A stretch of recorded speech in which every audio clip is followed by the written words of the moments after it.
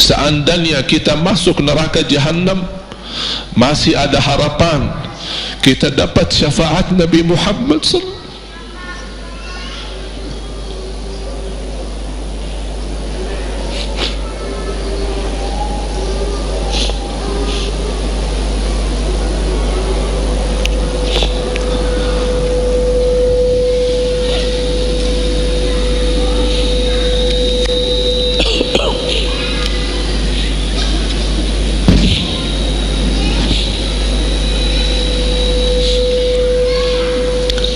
Yang masuk neraka saja dapat syafaat Rasul.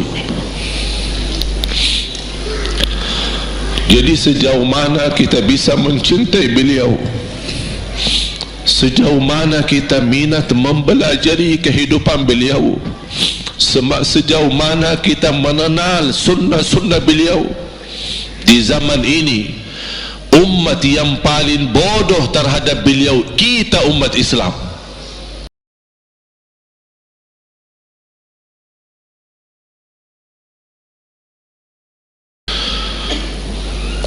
Salah satu amalan yang saya ingin, selain apa yang saya sampaikan, amalan ini mohon diberikan perhatian lebih banyak. Sederhana, mudah, tapi manfaatnya luar biasa. Amalan itu adalah bersalawat kepada Nabi Muhammad sallallahu alaihi wasallam.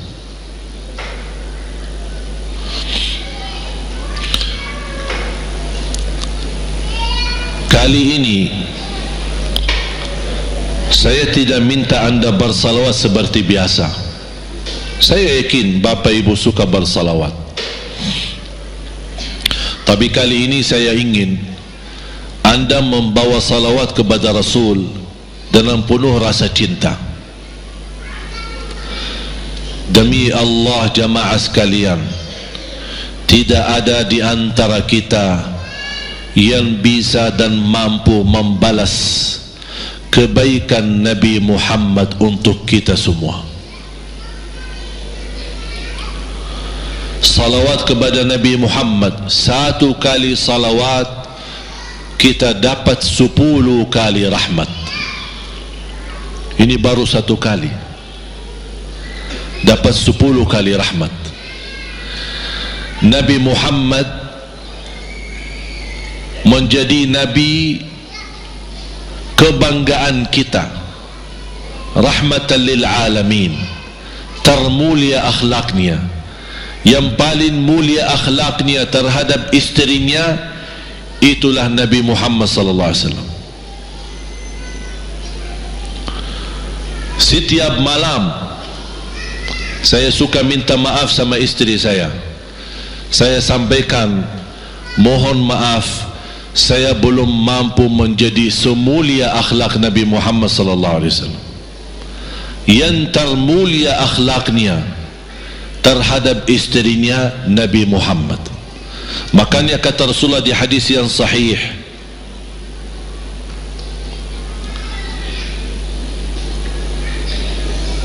ahsanun nasi akhlaqan ahsanukum li ahli. Yang paling laki-laki yang termulia adalah laki-laki yang termulia akhlaknya terhadap istrinya.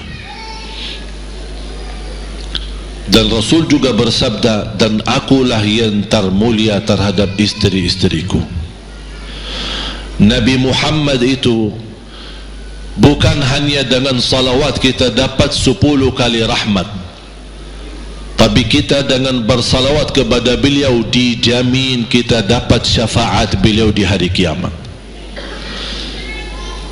Bahasa syafaat yang kita semua sudah tahu, semua berkeinginan mendapatkan syafaat, dan semua berdoa mengharapkan syafaat Nabi Muhammad sallallahu alaihi wasallam. Tapi Bapak Ibu belum tahu sejauh mana kemuliaan syafaat yang kita tunggu yang diberi nanti oleh Rasulullah SAW.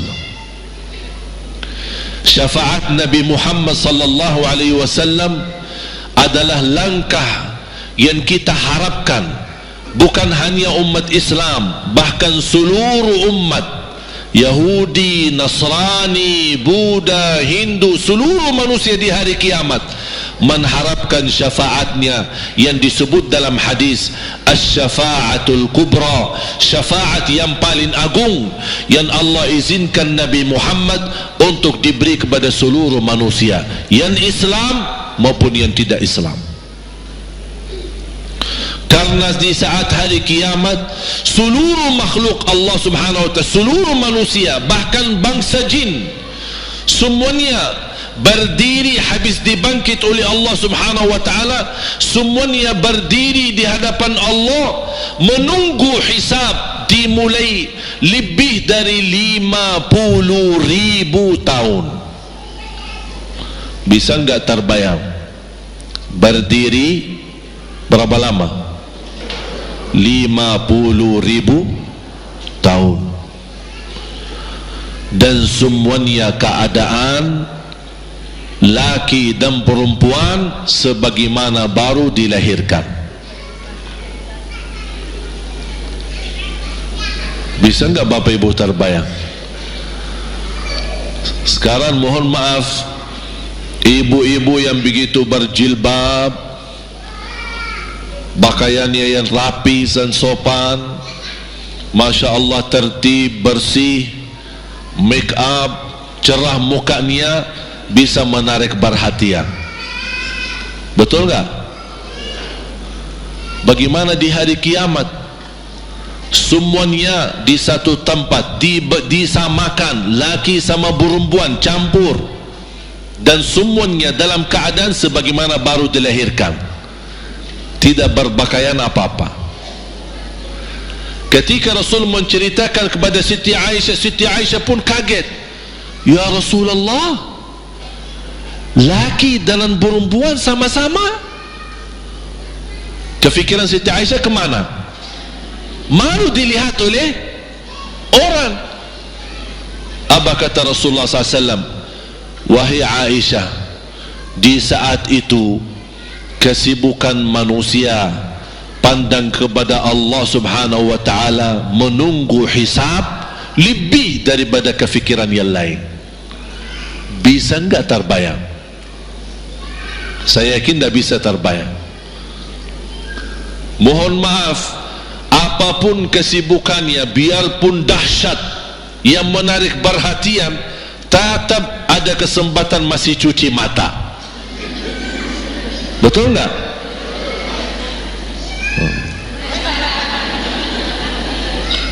Tapi kalau di hari kiamat beda keadaannya. Apapun yang saya jelasin tidak akan mungkin Bapak Ibu bisa bayangkan, karena itu bukan dahsyat lagi, tapi di luar batas kemampuan kita.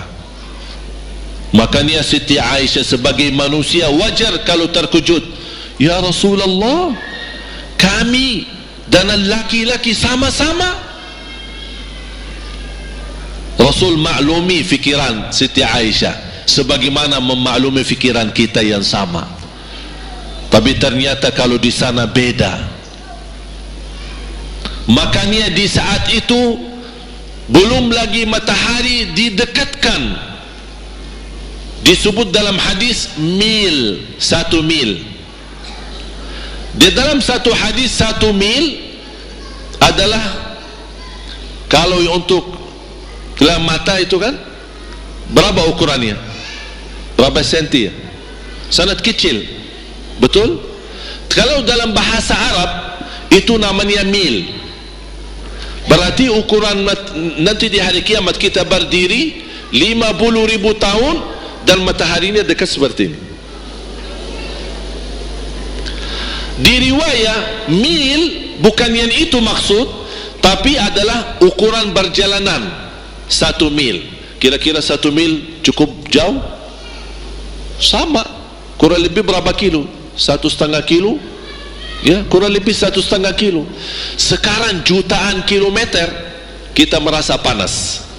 Sudah ada AC, sudah ada kipas, sudah ada ujang, sudah ada ini, tapi merasa begitu panasnya. Itu jutaan kilometer. Bagaimana kalau 1,5 kilo? Makanya Rasul menggambarkan nanti di hari kiamat, yang biasa di dunia kalau kita keringat dari atas ke, kalau di hari kiamat terbalik, keringat kita dari bawah ke atas. Ini tergantung dosa kita. Kata Rasulullah, ada yang keringatnya sampai ke mata kaki, ada yang sampai ke lutut, ada yang sampai ke paha, ada yang sampai ke perutnya, ada yang sampai ke dadahnya, ada yang sampai ke lehernya, bahkan ada yang sampai merasa sudah sesak nafas, ingin melamatkan diri supaya tidak tenggelam di dalam keringatnya sendiri. Dalam keadaan itu 50.000 tahun.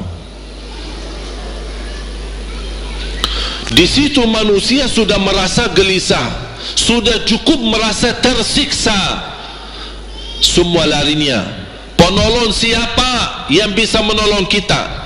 Kita minta tolong kepada siapa yang bisa menyampaikan hajat kita kepada Allah supaya mulai hisab? Karena sudah kita tidak kuat lagi. Semuanya larinya kepada Nabi, Nabi Adam, Nabi Ibrahim, Nabi Nuh, Nabi Musa, Nabi Isa. Semuanya jawab yang sama, nafsi nafsi, Allahumma sallim sallim. Ya Allah, selamatkan diriku sendiri. Tak ada yang urus anak, istri, suami, keluarga, apalagi manusia lain. Sama keluarganya saja dia lari. Tak ada, nafsi nafsi, diri sendiri. Ya Allah, selamatkan diri sendiri. Ya Allah, selamatkan diri sendiri. Ya Allah, selamatkan. Nabi Adam jawab begitu. Suruh barangkali Nabi Nuh bisa bantu kalian. Datang kepada Nabi Nuh, nafsi nafsi, Allahumma sallim sallim. Datang kepada Nabi Musa, nafsi nafsi, Allahumma sallim sallim. Datang ke Nabi Isa, nafsi nafsi, Allahumma sallim sallim. Sampai terakhir Nabi Isa berkata, ada satu saya rasa dan yakin, dialah yang bisa memberi bantuan. Dia tunjukkan, itu dia, namanya Muhammad sallallahu alaihi wasallam. Bayangkan semua manusia ini ada sekarang yang masih hidup berapa miliar, kita tidak bisa dihitung berapa jumlah penduduk bumi. Bayangkan dengan umat terdahulu semua dikumpulkan dan semua menarah satu arah kepada Nabi Muhammad, minta tolong, ya Rasulullah, ya Muhammad, ya Habib Allah, tolong syafaatkan. Barangkali dengan bantuanmu, doamu, syafaatmu bisa ini mulai dihisab supaya terselesai siksa yang kita hadapi. Begitu mereka datang, apa jawab Rasulullah SAW? Allahumma sallim sallim, ummati ummati. Ya Allah, selamatkan umatku umatku. Fikirannya umatnya, bukan istrinya, bukan anaknya, bukan orang tuanya, bukan siap, umatnya. Umatnya dia fikirkan. Kemudian dia sujud di hadapan Allah Subhanahu wa taala. Kata Rasulullah, di saat itu aku bersujud, Allah gerakkan lidahku untuk memuji Allah dengan kata-kata pujian yang tidak pernah makhluk pun sebelumnya sebutkan pujian itu. Artinya pujian yang Allah anugerahkan untuk Nabi Muhammad sebelumnya tidak ada satu makhluk pun yang bisa mengucapkan, hanya Nabi Muhammad, dan hanya di saat dia sujud di hadapan Allah di hari kiamat. Allah biarkan beberapa lama, habis itu Allah berkata, ya Muhammad, irfa' ra'sak wasal tu'ta washfa' tushaffa'. Ya Muhammad, angkatlah kepalamu, dan silahkan minta apapun, aku berikan. Silahkan beri syafaat kepada siapapun, aku terima syafaatmu. Langsung dia berkata, ya Allah, kasihan manusia, mohon segera dihisab. Baru mulai dihisab, turun kitab-kitab. Ada yang mengambil kitabnya dengan tangan yang kanan, itulah bahagia. Ada yang mengambil kitabnya dengan tangan kiri, dia berusaha sembunyikan tangan kirinya karena dia malu kalau kitabnya diterima dengan tangan kiri. Dia sembunyikan tangannya yang kiri ke belakang, larinya buku amalannya ke belakang dan langsung nempel di tangannya. Tak ada yang bisa lari di hari itu. Semua amalan, buku amalannya dibuka oleh Allah, dan akan Allah mulai menghisabkan kita satu persatu. Tak ada kelompok-kelompok, tak ada bendera, tak ada ormas, tidak ada kelompok, tidak ada pimpinan, masing-masing. Benderanya kita apa? Buku amal. Dan Allah manggil kita bernama satu-satu. Ibu sini, datang. Kata Rasulullah sallallahu alaihi wasallam, yuhasibullahu al-abida laisa bainahu wa bainahu turjuman. Allah akan hisab hamba-hambanya satu demi satu, bersatu-bersatu, dan tidak ada penerjemah. Jadi tidak bagi terjemah, translate. Ya Allah, saya tidak mengerti bahasa Arab, saya tidak mengerti bahasa, ya Allah, gimana ini, saya butuh translate atau benacara supaya bisa bantu saya lulus dari hukum. Tak ada. Yang hakim Allah, keputusannya Allah, yang menentukan Allah, mahkamah yang dikuasai Allah, hamba di hadapan Allah, saksi semua, tangan saksi, mata saksi, lidah saksi, kaki saksi, buku amal saksi, malaikat saksi. Bagaimana kita mau lari? Ditanya oleh Allah, hei hambaku, ingat enggak di malam itu, di tempat itu, kamu berlakukan dosa itu? Seorang hamba yang masih memiliki iman, dia merasa dan ingat, dan dia merasa malu, dia tunduk kepalanya. Kata Allah, malu ya, malu, tunduk, ya malu ya Allah, malu, malu. Dan subhanallah, tanda rahmat Allah, ketika Allah bertanya dengan kita, tak ada orang lain yang bisa lihat. Supaya apa? Supaya hisab kita di antara kita sama Allah tidak terbocor kepada orang lain, supaya tidak malu sama orang lain. Allahu Akbar. Habis kita sudah laku diri, ya Allah, saya ingat dan saya rasa salah dan saya malu. Apa kata Allah? Waktu itu kamu lakukan dosa itu, aku tutupi, aku tutupi. Tak ada yang tahu. Kita lakukan dosa ini udah sekian tahun, ada yang tahu enggak? Tak ada yang tahu. Karena kita lakukan di saat sembunyi. Kata Allah, di saat itu kamu lakukan dan kamu tahu itu dosa, tapi aku tutupi supaya kamu jangan menjadi malu di depan keluarga atau di depan sahabat. Aku tutupi. Dan aku sekarang sudah menutupi dosamu di dunia, dan sekarang aku hapuskan dan ampuni dosamu di akhirat. Allahu Akbar. Disitulah terasa anugerah, ampunan Allah yang maha kuasa. Dan Allah di saat itu mampu menghukum kita. Dan kalau Allah menghukum kita, Allah tidak pernah menzalimi kita. justru itu keadilan Allah, tapi Allah tidak memperlakukan keadilannya, justru yang mendahulukan ampunan dan kasih sayangnya. Habis selesai hisab, harus semua tanpa kecuali liwati neraka Jahannam di atas sirat.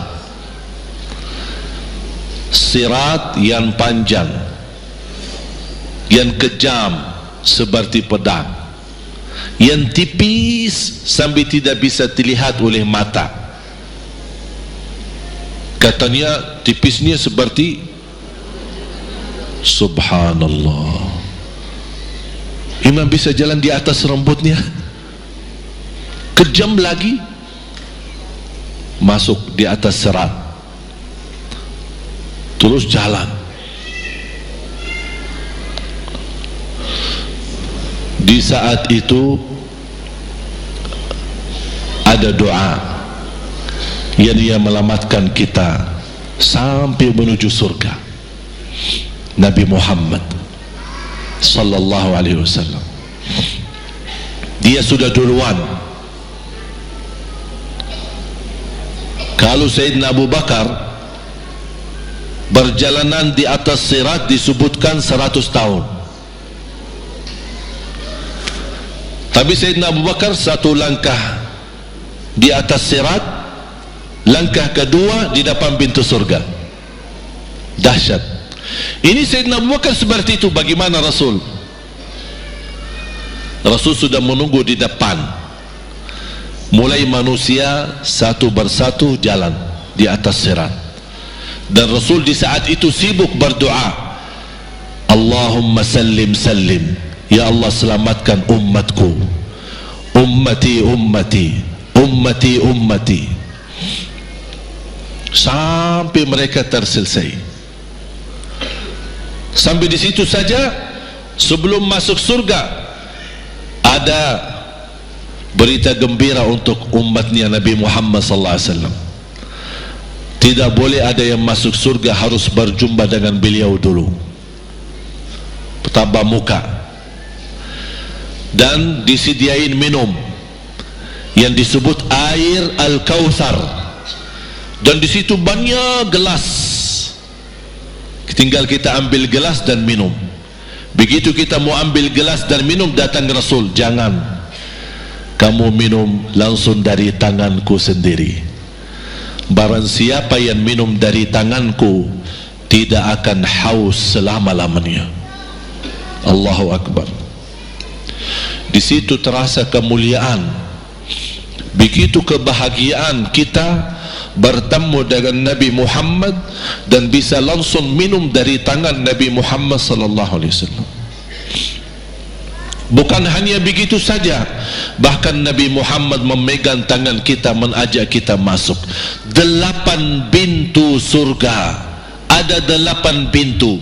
Rasul bersabda, satu pintu luasnya seperti antara langit dan bumi. Satu pintu antara langit dan bumi luasnya.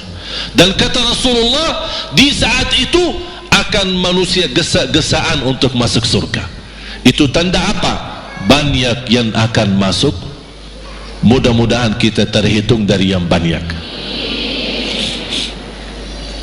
Begitu ahli surga masuk, kira-kira Rasul berhenti? Ahli surga sudah masuk, sudah aman? Tidak. Rasul balik lagi, keluar dan menuju dari langkah sirat yang pertama, melihat ada enggak, ternyata ada di antara umatnya yang tersisa yang dosanya terlalu banyak, gesak-gesaan di jalan, merangkak di jalan sampai jatuh di dalam neraka. Rasul mana mereka? Masuk ke neraka. Kata Allah subhanahu wa ta'ala, melihat keadaan Nabi Muhammad SAW, apa yang dibutuhkan lagi? Kata Rasul, ya Allah, saya tidak akan puas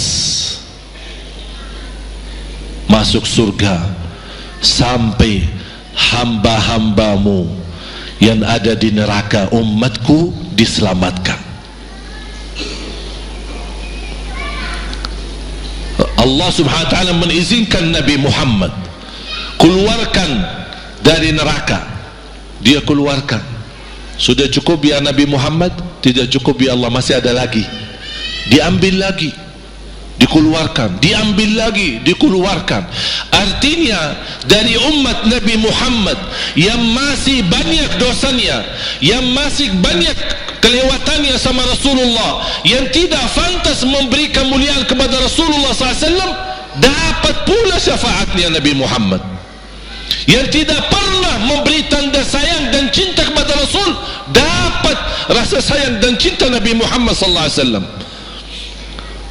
Sambil kata malaikat Jibril, demi Allah saya melihat Nabi Muhammad mengambil manusia dari neraka Jahannam, diselamatkan dari siksa dan membawa mereka ke surga. Kata malaikat Jibril, sambil aku kira tidak ada lagi yang tersisa di neraka Jahannam, saking banyaknya yang dikeluarkan oleh Rasul.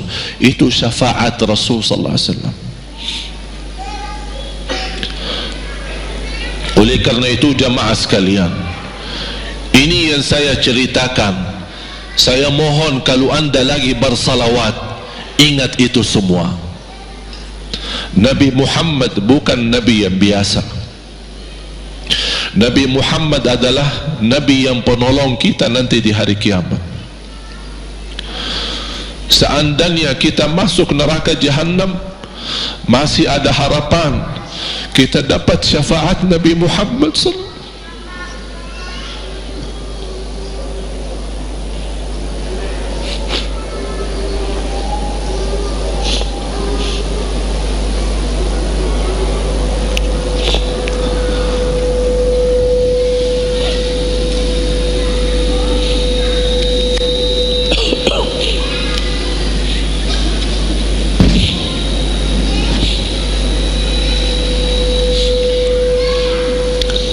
Yang masuk neraka saja dapat syafaat Rasul.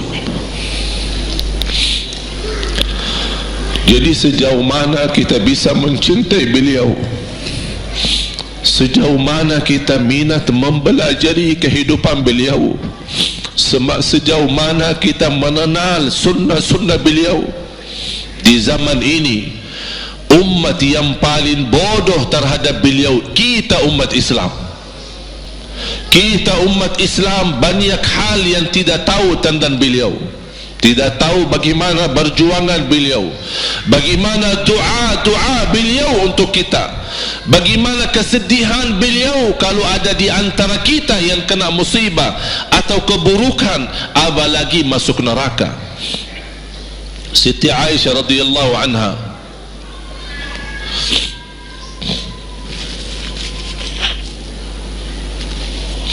Siti Aisyah radhiyallahu anha pernah minta sama Rasul doa. Ya Rasulullah, tolong doakan saya.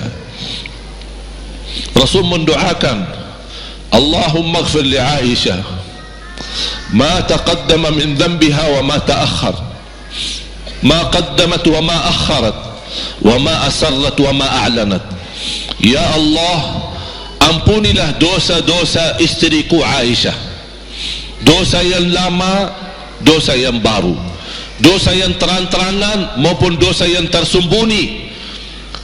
Siti Aisyah mengaminkan doa Nabi Muhammad dan menangis dan bangga dan senang. Saking senangnya, saking bahagianya, dia tertawa sambil Rasul melihat Siti Aisyah. Senang wahai Aisyah? Apakah kamu senang dengan doaku? Kata Siti Aisyah, bagaimanakah aku tidak senang? Aku justru merasa bahagia dengan doamu untukku ya Rasulullah. Apa kata Rasul? Ketahuilah wahai Aisyah, ketahuilah doaku yang baru ini untukmu, itulah selalu doaku untuk umatku di setiap salat. Itu doa Nabi kita buat kita. Setiap beliau salat mendoakan kita, ya Allah ampuni dosa umatku, dosa yang lama, dosa yang baru, dosa yang sembunyi, dosa yang terang-terangan. Setiap salat itu doa Nabi kita Nabi Muhammad SAW untuk kita semua. Apa yang diminta oleh Rasul? Rasul tidak minta banyak dari kita. Salah satu yang diminta oleh Rasul dan memohon satu itu berbanyak, itu satu-satunya yang Rasul minta banyak. Selain itu Rasul tidak pernah minta banyak. Satu-satunya Rasul minta banyak apa? Salawatlah kepadaku, berbanyaklah salawat kepadaku. Mengapa Rasul minta berbanyaklah salawat kepadaku? Kenapa tidak minta amalan yang lain untuk dibanyakkan salawat atau amalan yang lain? Mengapa hanya salawat? Rasul berpesan berbanyaklah salawat kepadaku karena Rasul tahu dengan kita berbanyak salawat kita akan dijamin dapat syafaat beliau, dan itulah beliau yang diinginkan. Bukan hanya dapat syafaat, bahkan Rasul sendiri bersabda, aqrabukum minni majlisan yaumal qiyamah, yang paling dekat kepadaku hari kiamat yang paling banyak salawat kepadaku. Bahkan berita gembira bagi seorang hamba umat Nabi Muhammad SAW, akthiru alayya minas salati yawmal jumu'ati wa laylataha fa inna salatakum tablughuni haitsu kuntum. Ini keistimewaan khusus, kelebihan amalan yang utama, bahkan yang terutama di hari Jumaat dan di malam Jumaat, fokus hanya bersalawat kepada Rasul. Mengapa? Karena Rasul yang berpesan, Rasul yang minta. Rasul berpesan, berbanyaklah salawat kepadaku malam Jumat dan hari Jumat. Mengapa ya Rasulullah khusus hari Jumat dan malam Jumat? Karena salawat kalian Allah sampaikan kepadaku. Kata guru saya, barang siapa yang ingin Rasul kenal dengan dia, berbanyaklah salawat kepada beliau, karena langsung nama kita akan sampai. Ya Rasulullah, ini salawat bapa dan ibu dari Bandung, kan sampai. Ada riwayat, ada malaikat khusus tugasnya setiap kita bersalawat dibawa kepada Rasulullah sallallahu alaihi wasallam. Allahu akbar. Bahkan ada orang bertanya kepada guru saya, Syekh Muhammad Ibn Muhammad Ibn Mukhtar Asy-Syanqiti, dan beliau masih hidup. Subhanallah, ketika di salah satu pertanyaan di majlis ta'lim di Masjid Nabawi, ada orang bertanya, mana yang lebih diutamakan di hari Jumat? Banyak baca Quran atau banyak salawat? Kita milih yang mana? Beliau menjawab dengan jelas, dengan tegas, di hari Jumat dan malam Jumat lebih utama banyak salawat daripada banyak baca Quran. Mengapa?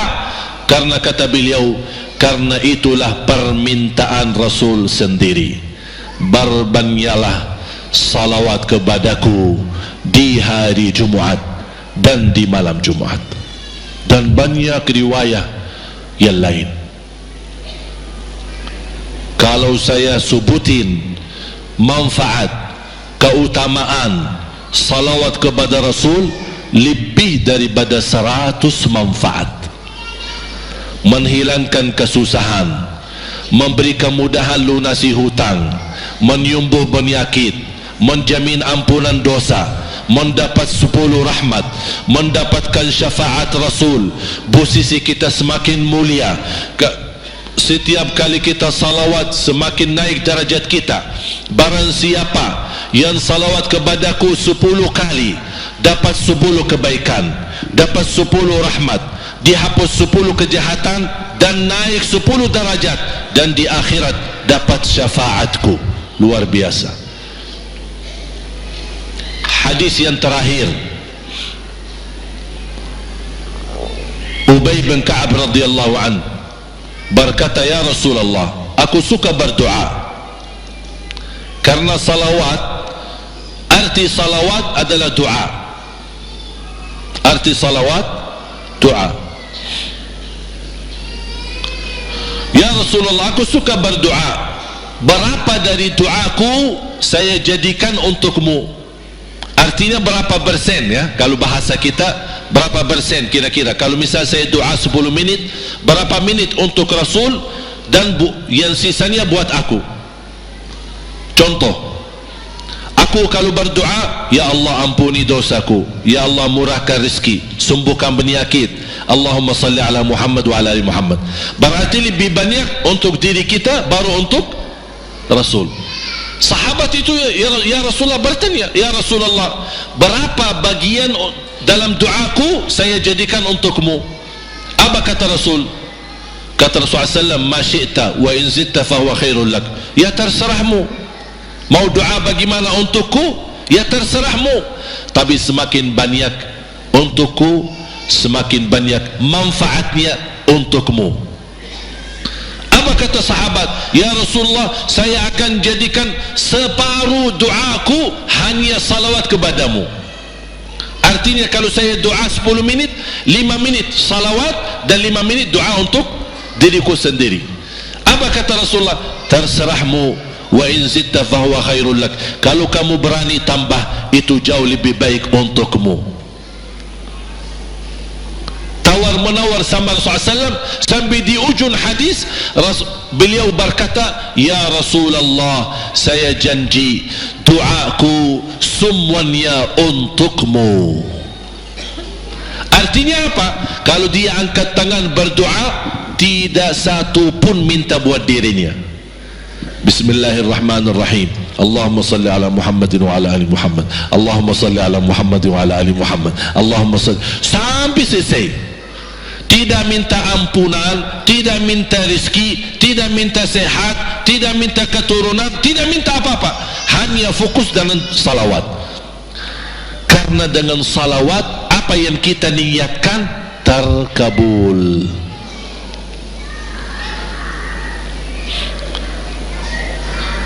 Saya dapat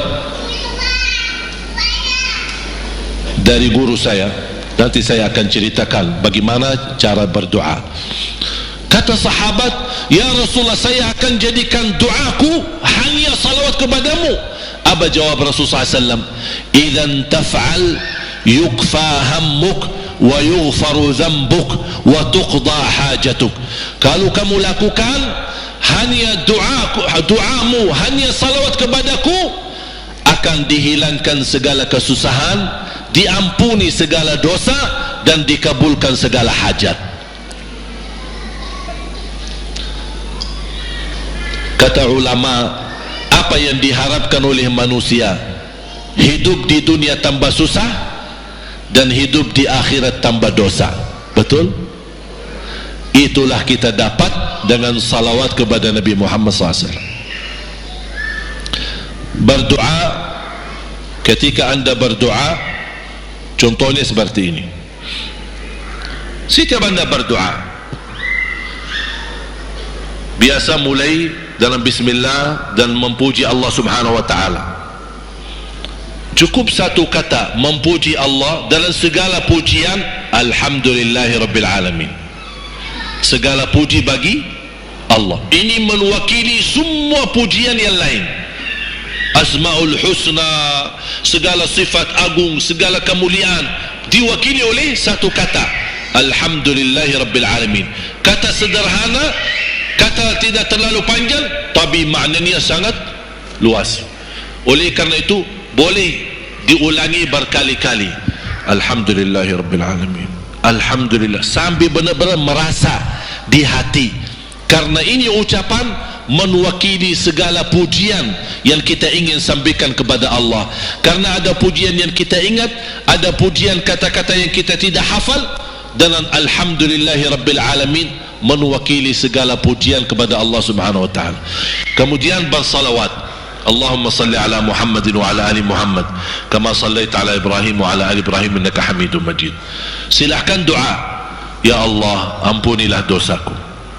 Allahumma salli ala Muhammadin wa ala ali Muhammad. Ya Allah sembuhkan penyakitku. Allahumma salli ala Muhammadin wa ala ali Muhammad. Ya Allah berikan kepada aku anak yang salih salihah. Allahumma salli ala Muhammadin wa ala ali Muhammad. Jadi setiap langkah doa diawali dan diakhiri salawat. Faham? Subhanallah, wallahi dahsyat.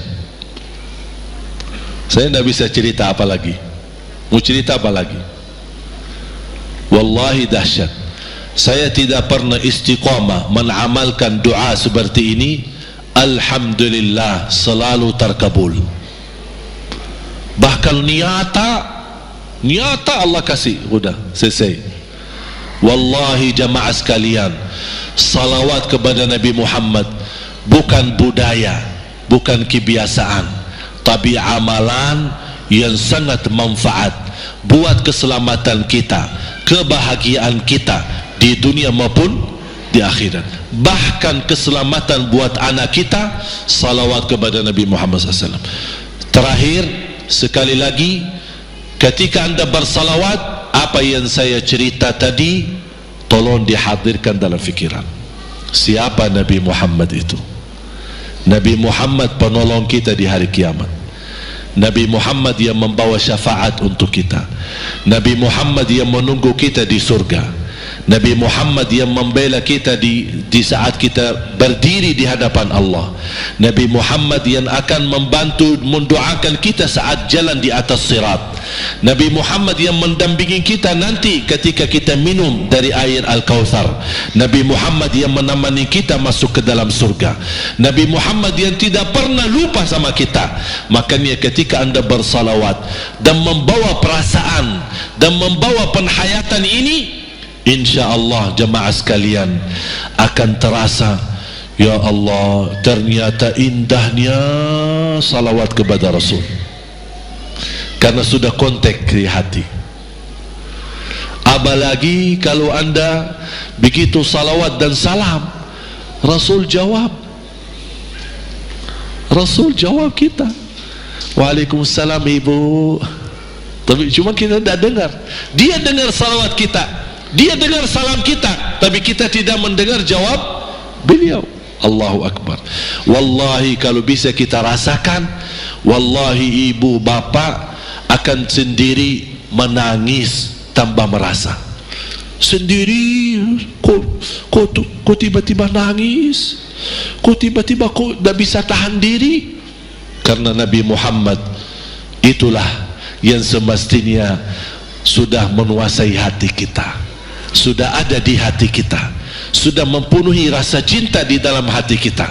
Makanya kata Rasulullah, tidak sempurna iman seorang sampai dia mencintaiku lebih dari ibunya, lebih dari bapaknya, lebih dari anaknya, lebih dari hartanya, bahkan lebih dari dirinya sendiri. Baru sempurna imannya. Bagaimana kita bisa mencapai kesempurnaan iman seperti ini? InsyaAllah dengan bersalawat, dengan membawa perasaan, membawa kehadiran cerita-cerita yang sama-sama kita belajari, baru akan terasa di dalam hati posisi Nabi Muhammad akan semakin besar, semakin mulia di hati kita. InsyaAllah semakin mulia di hati kita, InsyaAllah akan semakin semangat beribadah, semakin semangat mendekati, semakin semangat mempelajari, dan semakin InsyaAllah menjadi baik di mata Allah dan InsyaAllah baik di mata manusia. Amin ya Rabbal Alamin.